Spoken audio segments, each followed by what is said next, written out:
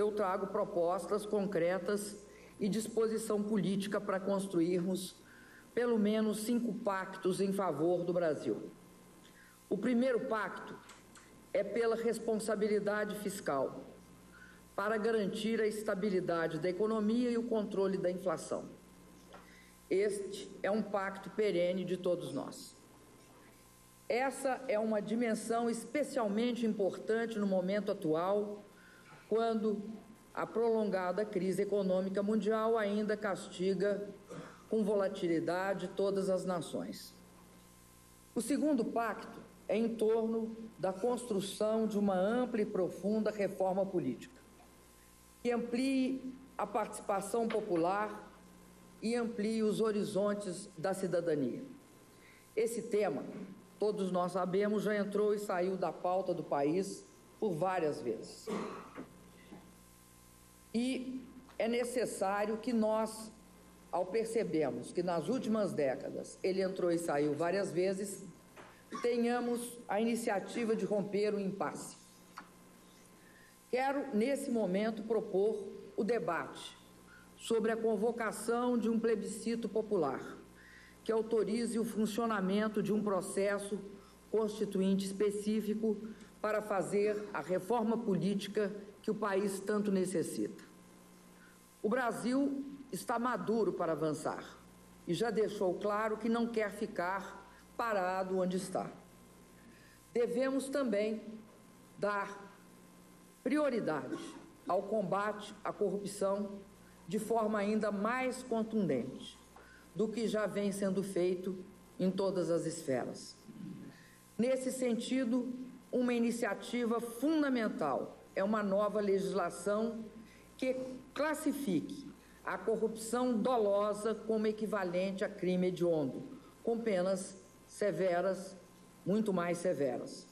Além disso, todas as esferas administrativas e todos os poderes da República devem se esforçar para agilizar a implantação plena da Lei de Acesso à Informação, que dá ao governante mais instrumentos de combate à corrupção e contribui para a participação da cidadania.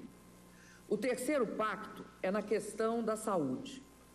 Quero propor aos senhores e às senhoras acelerar os investimentos já contratados em hospitais, UPAs e unidades básicas de saúde. Por exemplo, ampliar também a adesão dos hospitais filantrópicos ao programa que troca dívidas por mais atendimentos. E incentivar a ida de médicos para as cidades que mais precisam e as regiões que mais precisam. Quando não houver a disponibilidade de médicos brasileiros, contrataremos profissionais estrangeiros para trabalhar com exclusividade no Sistema Único de Saúde. Nesse último aspecto, sei que vamos enfrentar um bom debate democrático. De início, gostaria de dizer à classe médica brasileira que não se trata nem de longe de uma medida hostil ou desrespeitosa aos nossos profissionais. Trata-se de uma ação emergencial, localizada, tendo em vista a grande dificuldade que estamos enfrentando para encontrar médicos em número suficiente ou com disposição para trabalhar nas áreas mais remotas do país ou nas zonas mais pobres das nossas grandes cidades. Sempre ofereceremos primeiro aos médicos brasileiros as vagas a serem preenchidas. Só depois chamaremos médicos estrangeiros. Mas é preciso ficar claro que a saúde do cidadão deve prevalecer sobre quaisquer outros interesses. O Brasil continua sendo um dos países do mundo que menos emprega médicos estrangeiros. Por exemplo, 37% dos médicos que trabalham na Inglaterra se graduaram no exterior. Nos Estados Unidos, são 25%. Na Austrália, 22%. Aqui no Brasil, temos apenas 1,79% de médicos estrangeiros. Enquanto isso, temos hoje regiões em nosso país em que a população não tem atendimento médico. Isso não pode continuar. Sabemos mais que ninguém que não vamos melhorar a saúde pública apenas com a contratação de médicos brasileiros e estrangeiros. Por isso, vamos tomar, juntamente com os senhores, uma série de medidas para melhorar as condições físicas da rede de atendimento e todo o ambiente de trabalho dos atuais e futuros profissionais. Ao mesmo tempo, estamos tocando o maior programa da história de ampliação das vagas em cursos de medicina e formação de especialistas. Isso vai significar, entre outras coisas, a criação de 11.447 novas vagas de graduação e 12.376 novas vagas de residência para estudantes brasileiros até 2017. O quarto pacto se propõe a dar um salto de qualidade no transporte público nas grandes cidades. Mudar a matriz desses transportes, fazer mais metrôs, VLTs e corredores de ônibus. Avançar mais rápido em direção ao transporte público, de qualidade e acessível. O governo federal já desonerou impostos, o que permitiu a redução das tarifas de ônibus em 7,23% e 13,75% na tarifa do metrô e dos trens. Além disso, mantivemos congeladas as tarifas de metrô e trens operados pelo governo federal desde 2003. Desoneramos também o IPI para a compra de ônibus. Estamos dispostos agora a ampliar a desoneração do PIS/COFINS sobre o óleo diesel dos ônibus e a energia elétrica consumida por metrôs e trens. Esse processo pode ser fortalecido pelos estados e os municípios com a desoneração de seus impostos. Tenho certeza que as senhoras e os senhores estarão sensíveis a isso.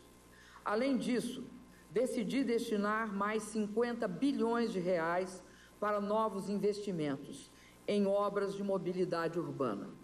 Essa decisão é reflexo do pleito por melhoria do transporte coletivo no nosso país, onde as grandes cidades crescem e onde, no passado, houve a incorreta opção por não investir em metrôs. Só muito recentemente, nas últimas décadas, é que o metrô passou a ser um dos meios de transporte reconhecidos como sendo objeto da necessidade de investimento. Tenho certeza que nos últimos anos o Brasil tem tido um grande investimento na área de transporte coletivo urbano. E temos muito orgulho de, junto com os governadores e os prefeitos, participarmos deste grande esforço.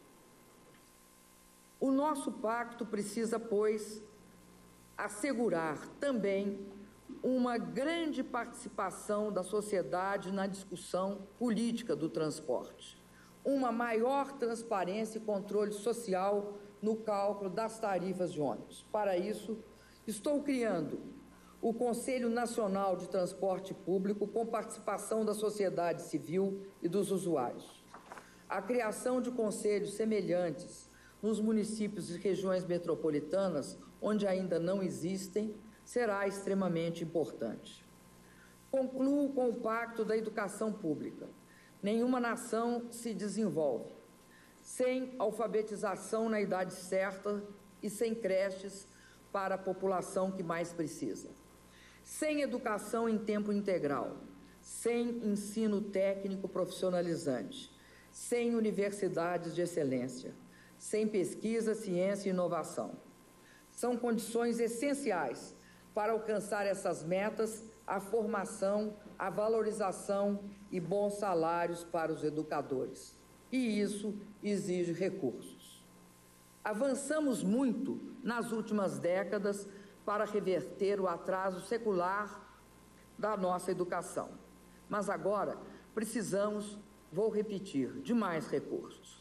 Por isso mesmo, meu governo tem lutado junto ao Congresso Nacional para que 100% dos royalties do petróleo e os recursos, 50% dos recursos do pré-sal, a serem recebidos pelas prefeituras, pelo governo federal, pelos municípios e a parte da União, eu repito, sejam investidos na educação. Confio que os senhores congressistas aprovarão esse projeto que tramita no Legislativo com urgência constitucional.